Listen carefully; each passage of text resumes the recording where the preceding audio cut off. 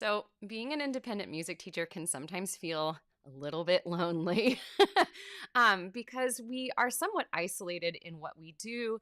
And, networking can feel a little bit hard. So, I often think that, as independent music teachers, we kind of don't bother trying to network because it feels difficult to do. A lot of other industries, there are ample opportunities, especially on a local level, for them to network and to get in contact with other similar business owners. But for music teachers, we often feel like those spaces aren't for us, these other networking opportunities. And, there are networking organizations for music teachers, but sometimes those opportunities are far and few between. Now, so today we're going to be talking about the importance of networking and the role that it can play inside of your marketing plan and how we can create a network when it feels like we kind of live in a vacuum. I have worked through this process with a lot of one-on-one clients, and it is quite possibly the most powerful strategy that we use when it comes to marketing. So I'm really excited to share these ideas with you today. So please let me know if you are tuning in live, say hello. And let me know where you're tuning in from today. If you're watching this on the replay, know that I love to come back and have a conversation with you. And let's get this party started, y'all. But before we do this, we're going to play a little intro music while I work some magic behind the scenes.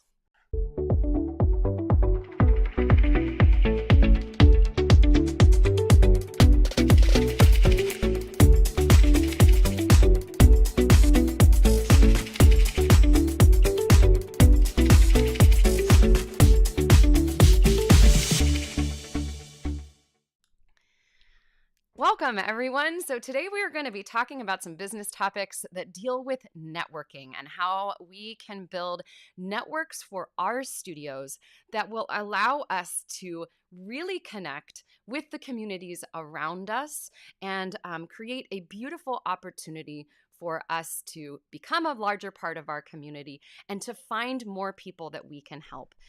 So if you're here, please be sure to say hello. Let me know where you're tuning in from today. And we're going to be doing a lot of cool things. I think I've got a lot of good ideas for you all. And I mentioned this earlier in the intro, but these are things that I work on with one-on-one clients. And these ideas are game changers because I get that as an independent music teacher, we often kind of like ignore the idea of networking because, outside of things like MTNA, NATS, and like a bunch of other acronyms that I'm not going to remember right now.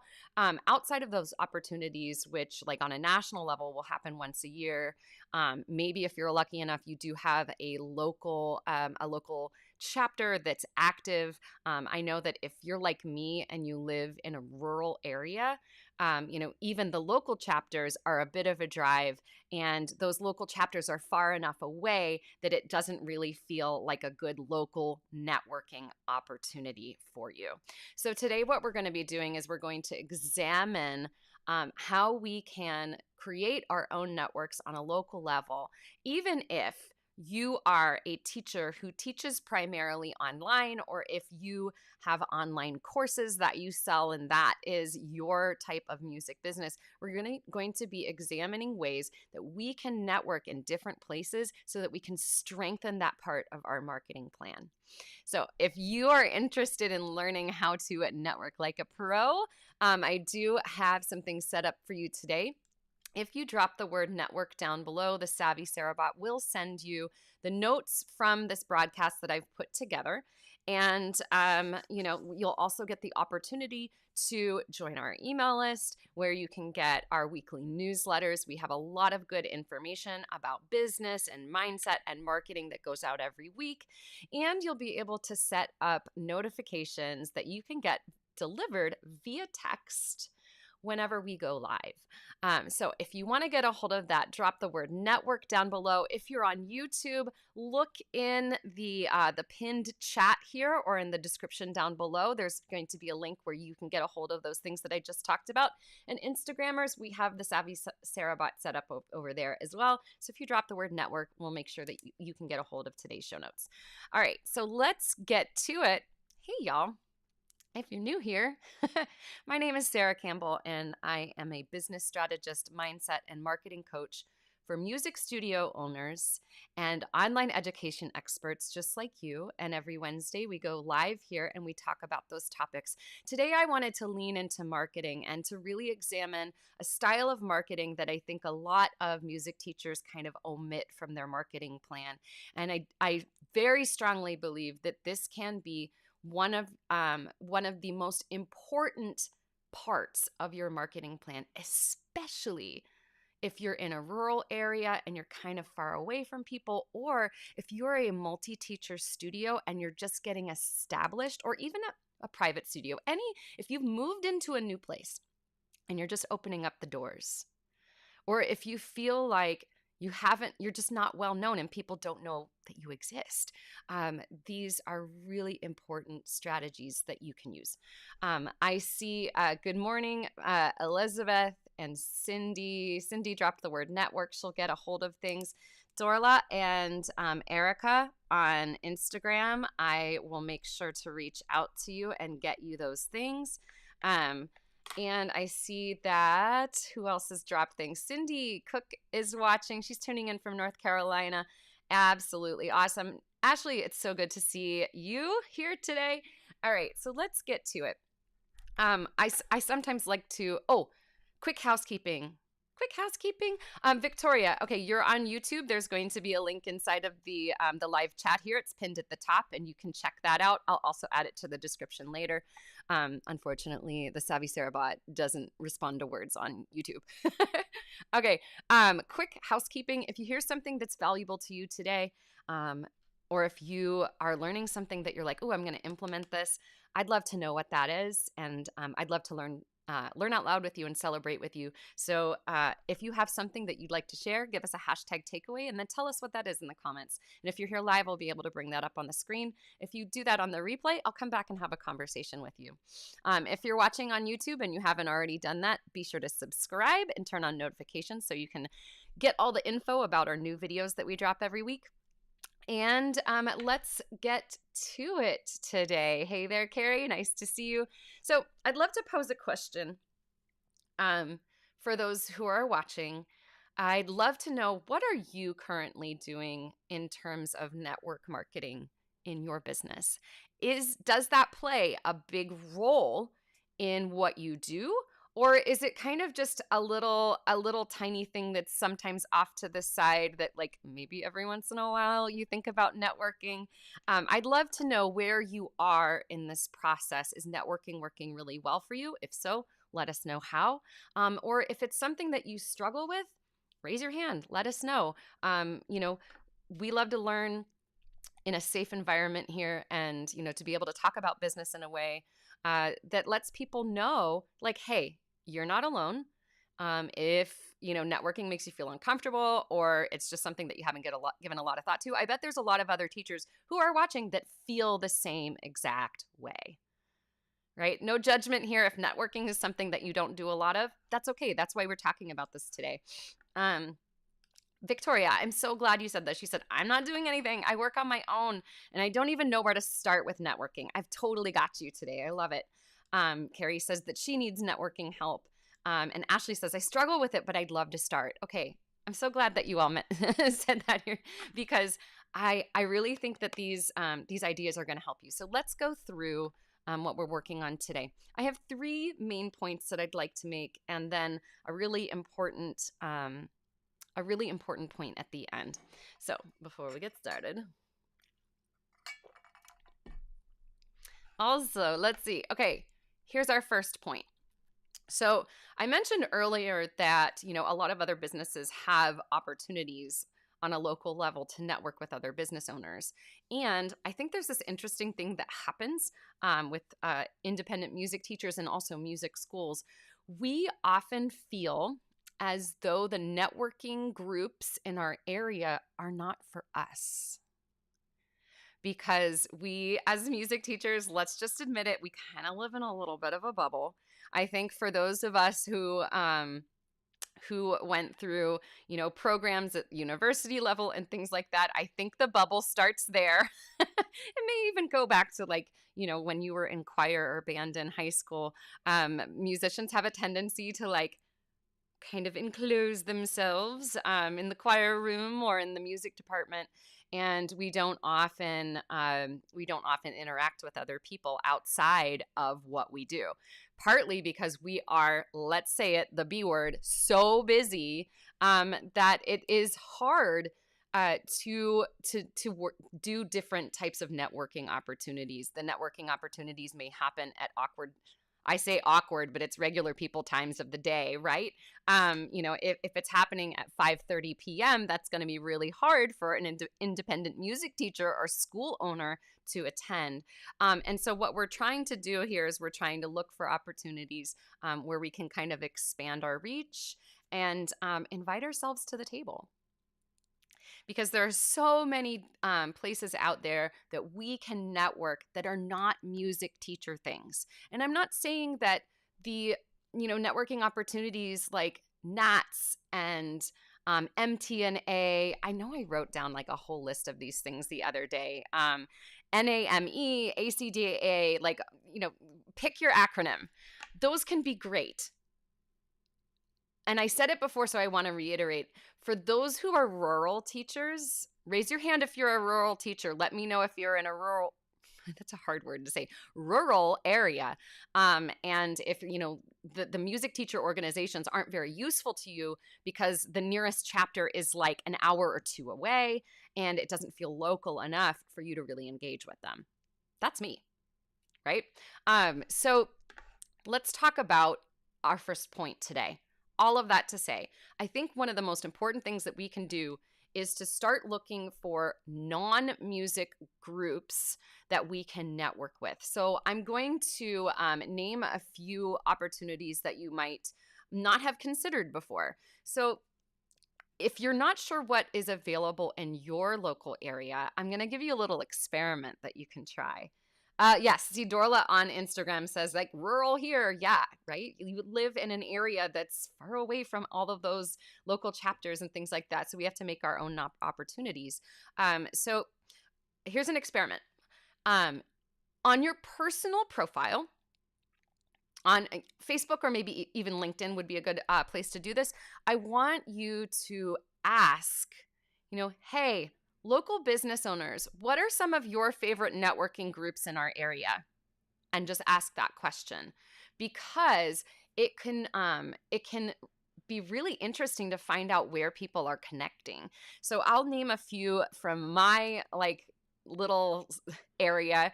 There are opportunities things like Kiwanis. And what's that other one that I'm not thinking of right now? I have a list that I'll bring up because I thought I had it open already, but I don't. So there are things like the Kiwanis Club, the Rotary Club. There are women's networks inside of Hermitage, which is a town just a couple over from me. They have a women's business owner group that meets a couple times a month. One time it's at lunch and one time it's at dinner. So we're looking for these non-music groups where business owners are gathering. And I know that can feel a little intimidating because, again, we don't often come outside of our music teacher bubble, right? But these places are fantastic opportunities. And oftentimes, it's not a huge commitment in terms of time. So, depending on the group that you're looking at. So looking for Chamber of Commerce groups, looking for opportunities in your local school, PTA groups. If you've got kids in the school systems, there's so many different groups that we can get involved in. Now, you don't have to choose 10 groups. We want to be strategic about this. So picking one group that you want to try out for a few months, try out for half a year, and see what it's like to start getting into that space and introducing yourself to other business owners. There's so many opportunities there that will open up when we get out there and start networking. And networking events, make sure that we've got our business cards, or if you want to be super fancy, I always look, it's so funny. I always look for my cell phone when I'm doing the broadcast, but my cell phone's over here because I'm going live on Instagram. I was going to show you there is a great resource. It's called hihello.me. That's the website, hihello.me. And you can create a digital business card that people can scan. So I'd love to know from those who are watching right now, what are some of the local networking opportunities in your area that you might be interested in joining? Our industry, we have a lot of women in our industry, and I think the women business networks can be so helpful here. There are some larger kind of national-based networks that would be, let me find our, there you go. I want to make sure I get the right, here we go. Yes, excellent. So one of the organizations that we do have it as at a national level, and that also exists on a lot of smaller chapters, would be the eWomen's Network. That can be a very powerful place to get involved. I know that there's a Pittsburgh chapter that keeps coming after me with information about what they're doing. But you may also find some smaller opportunities as well. So that's the first thing, okay? Look for non-music groups, maybe choose one to get involved with. I also want to mention right now that these don't necessarily have to be business groups. You may have groups that work to support local arts. We have a number of clubs or organizations in my area that are full of local artists, and that could be an opportunity for you to get involved and really think about how you can support other businesses in your area. And what's amazing and beautiful is that when we show up to support other businesses, they then start to show up to support us. And it allows us to get better known in the community. So I'd love to know, those who are watching, pick one local network that or organization that you're interested in checking out. Drop it down below. So I'll bring them across the screen here and we'll get some ideas. I see that over on Instagram, Dorla says, the Chamber of Commerce, Women in Business Leadership. I love that. Whoa. That sounds fantastic. So I'd love to know, what are some of the opportunities that you would like to check out? Hey there, Anna's over on Instagram. Hi, nice to see you. We're talking about networking today. All right, so the second point here, and this is where we're going to think about expanding further outside of business business group opportunities and clubs and things like that. This comes from one of my favorite clients. This idea I just think is so brilliant. This comes from Julie Duda. Some of you know who she is because she often shows up here in the comments. This comes from Julie, and she has told me on multiple occasions that one of the most powerful places that she networks is at the gym, because she takes the opportunity to talk about what she does. And, when she meets new people there, she's taking some type of a class. She's introducing herself to people in the class and asking what they do. She's making them the most important and most interesting person in the room. And reciprocating, they ask what she does. And she says, "Oh, I am a piano teacher. I own Julie Duda Music Studio, and I'm located here." And they go, "Oh my goodness, I was looking for, I know somebody who is looking for a piano teacher," or things like that. She has gained so many clients from just talking about what she does. So, this is such an important thing that we forget. We don't think about having those conversations with people and opening the door. So we need to learn to talk about what we do and to do it in a way that doesn't, frame us as, "I am just a piano teacher," right? Because I get it. I cannot tell you how many times I have been at events, typically they're family events, where people have been like, oh, that sounds like such a great hobby. And I'm like, no, it's not a hobby. It's a business. Like, I have a business license. I pay taxes. I have insurance. We need to embrace talking about our business in a professional way, that invites people to learn more about us. Yes, I see Karen is like, that always works. Yes, having those conversations. Um, I love that. Christine says she has a longtime students as a result of chatting with somebody in a hot tub at the Y. You never know where those opportunities are going to be. So talk about what you do. Get out there, have conversations with people. Even if it's at the strangest of places, if it's at the gym or if it's at the Y, it's in a coffee shop, right? And reiterating what I said earlier, having things that you can give to people, whether that's a physical business card or if you're using something like hihello.me and using a digital business card that you can give to people, that can be really important. So let's take this idea and kind of put it into another format, because I know that there may be somebody here, there may be some people here who are a bit more on the introverted side of things, and maybe networking out in person feels a little bit scary. You may not know this, but I am an introvert at heart. Right? I can go on camera, I can do videos and do stuff like that, but when it comes to getting out in the world and having conversations, I can put on my performance hat and do things for a short period of time. But I am definitely more of an introvert, and I feel more comfortable in many aspects, reaching out from the comfort of my home.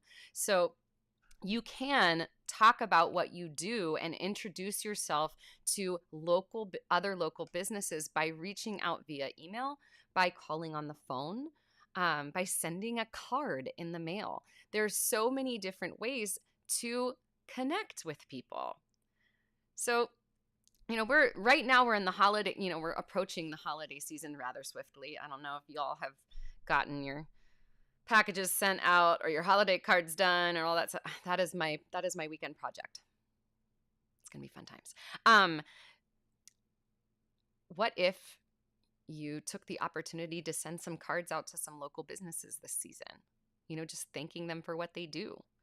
Maybe there are some dance studios in your area, or this sounds like a little weird, but I took martial arts as a kid, like martial arts studios in your area that you could send a little note out to them, especially if it is an organization or a business where you have clients who go there, right? Let's say that you have some piano students that take dance at a studio down the street.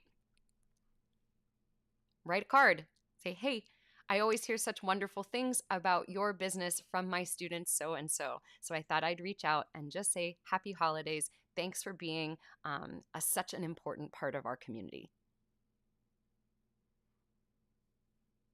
There you go. Right? And if you have like studio stationery, send it on your studio stationery. I love it. Okay, so let's move on. I love this third and final point because this is something that I think is really cool.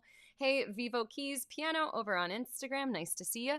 Okay, the third point is this: to create collaborative opportunities.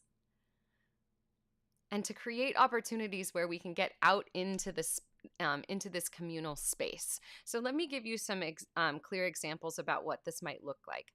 I just mentioned the idea of collaborating or connecting with places like dance studios.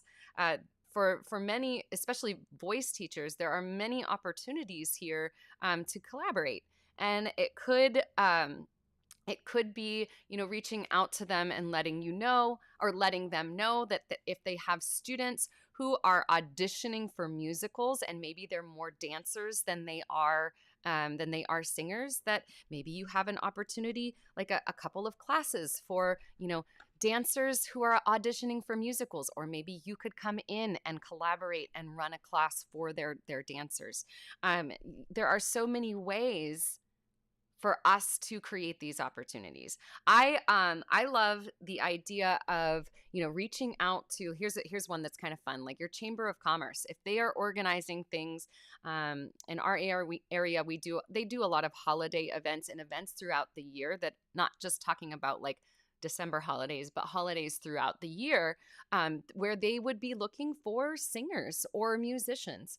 And so reaching out to find collaborative opportunities where maybe your students can perform for something. I was talking to a client the other day when we were coming up with some ideas, and we came up with the idea of, having carolers from the music studio going around the town during some of the holiday parades and things like that. There are so many ways for us to collaborate with other businesses, with other organizations, in order to get our names known and to serve our communities. There are endless opportunities out there.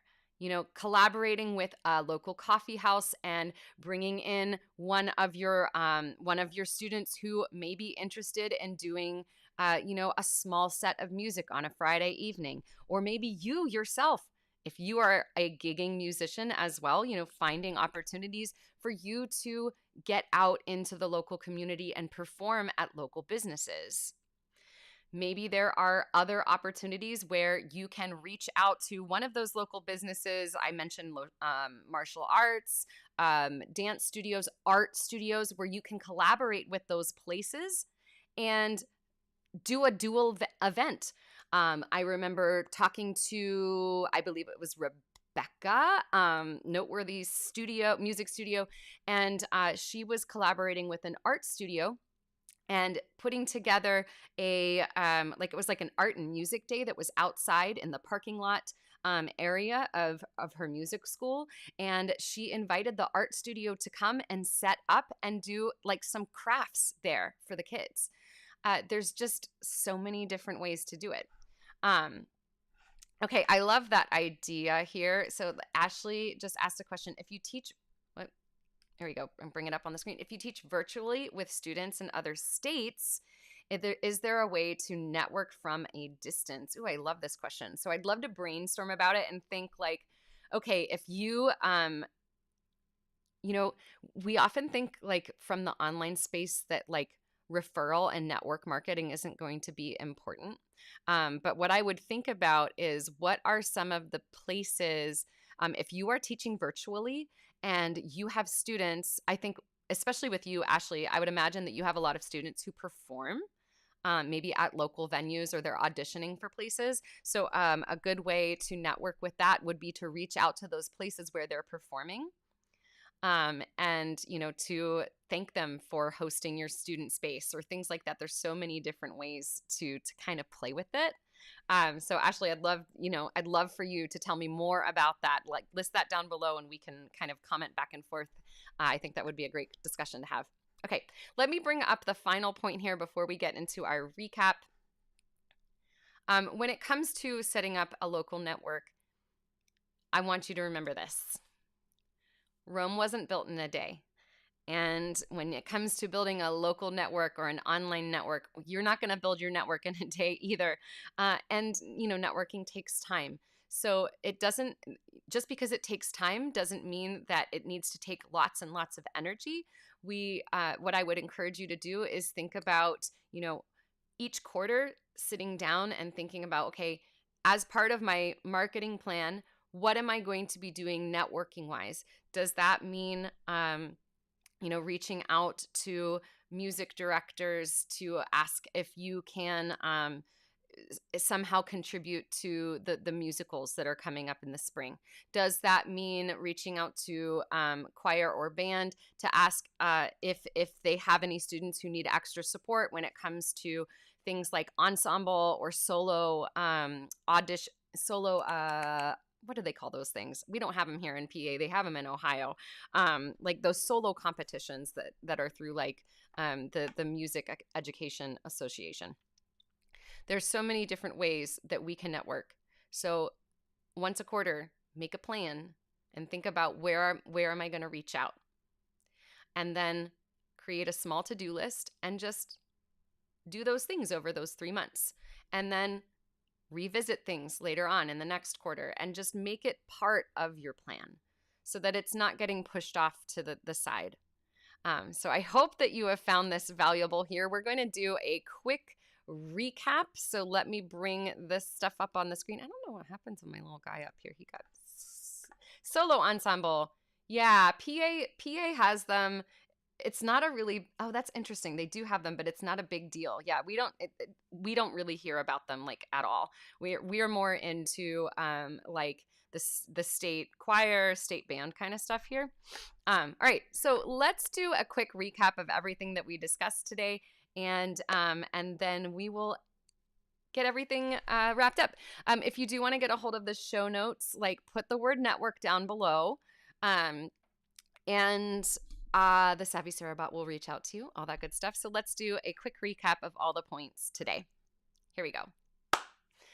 So being an independent music teacher can sometimes feel a little bit lonely, but networking is something that so many of us ignore, yet it's so important. It can be such an important part of our marketing plan.